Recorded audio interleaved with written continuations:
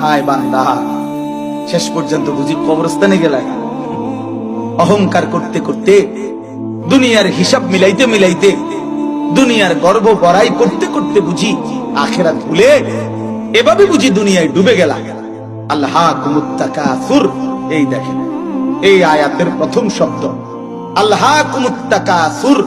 আল্লাহাকুম এই শব্দের দুই অর্থ, শাগালাকুম ওয়া আনসাকুম, তোমাদেরকে ব্যস্ত বানিয়ে ফেললো দুনিয়া, ভুলাইয়া দিল আখিরাত।